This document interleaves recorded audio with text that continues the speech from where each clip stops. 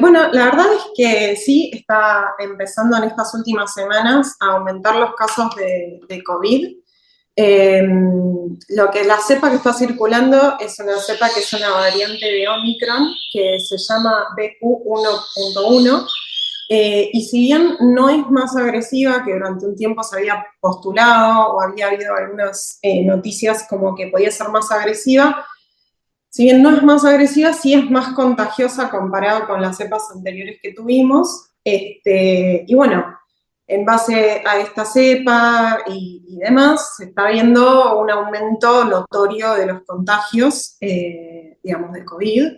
De hecho, hace 2 semanas atrás, más o menos, había aumentado un 300% los casos de coronavirus la semana anterior con respecto a la previa, digamos, un 100% más, y así fueron aumentando los casos.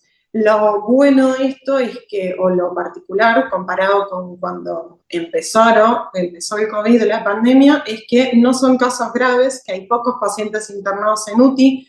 Hay ahora hasta el último boletín epidemiológico y los últimos datos que salieron esta semana en el Ministerio de Salud, un 41% de las camas de terapia ocupadas y con una patología, digamos, global, no es que es solo de COVID. Te detengo Así un que, segundito, porque justamente nosotros sí, pasamos todos los días lunes este informe que emite el Ministerio de Salud de la Nación.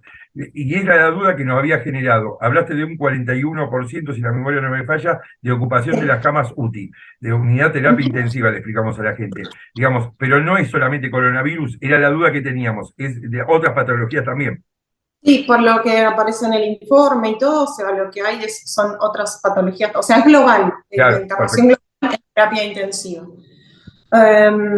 O sea, y como venía diciendo, son pocos los casos graves que están, pero sí se están detectando casos nuevos y en aumento, digamos, con lo cual esto desata una nueva, o se cree que desata una nueva ola, que obviamente uno no puede llegar a saber cuánto va a durar, si bien ya se vio en Europa y en otros continentes el aumento hasta hace unas semanas atrás, acá está pasando obviamente lo mismo, y bueno, con todo lo que es el mundial y las fiestas y demás, se espera que pueda llegar a haber más contagios, obviamente.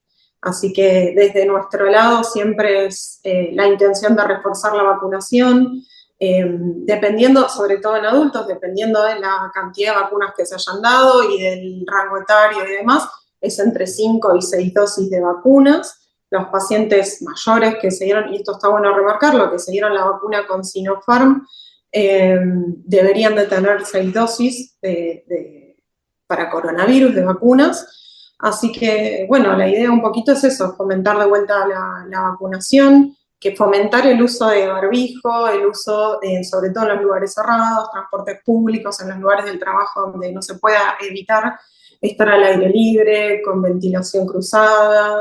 Si no, bueno, lo ideal es poder hacer las actividades, más que nada las reuniones al aire libre y estas cosas que ya venimos conociendo a lo largo de toda la pandemia. Justamente al lado de tu imagen va a estar apareciendo en la edición estos flyers que emitió el gobierno de la provincia de Buenos Aires que indican, depende del rango etario, la cantidad de vacunas que tienen que tener, Sí. justamente porque también lo venimos difundiendo cotidianamente. Respecto a esta variante de las cepas, si no utilizo los términos correctos, No, no, discúlpame, está bien. digo, las vacunas, ¿son efectivas con estas variantes? Sí, lo que tienen es, o lo que se vio descrito es que puede haber una menor generación de anticuerpos ante la variante, digamos, esta última variante que yo nombré, y lo bueno de promover la vacunación es esto, es que uno hace como un booster o un rebrote, digamos, por decirlo de alguna manera, de la generación de anticuerpos pasados ya los 4 meses de haberse dado la última vacuna, ¿no? Obviamente es importante saber que el refuerzo se da siempre habiendo tenido 4 meses de diferencia entre una y otra. Entonces ahí es mejor como para poder combatir el virus, siempre sabiendo que uno se puede infectar, pero que lo que va a hacer la vacunación es que obviamente evitar los casos graves de COVID, digamos.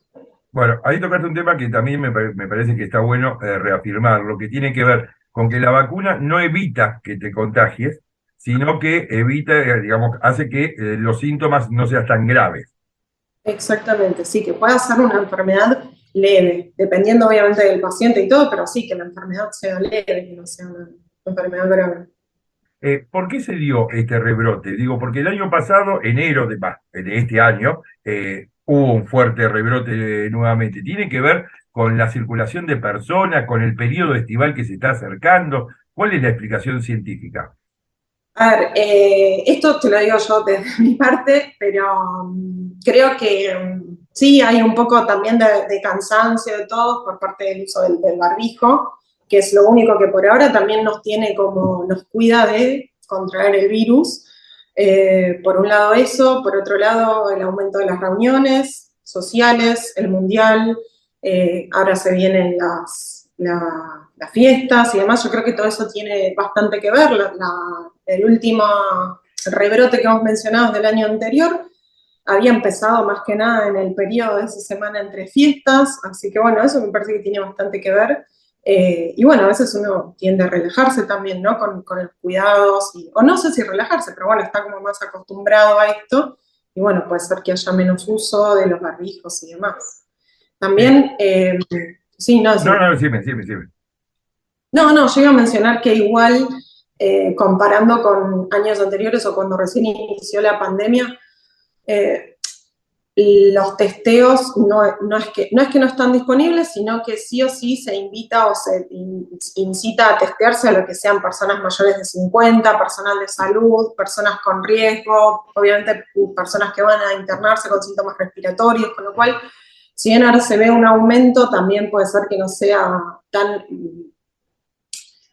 ¿cómo te digo?, tan fidedigno el número en cuanto a que no se está invitando a testearse a toda la población No, te entiendo general, digamos. perfectamente. Digamos, las estadísticas no se van a engrosar con casos de que personas que se aíslen menores de 50 años y que no tengan Claro, ninguna patología previa. exactamente.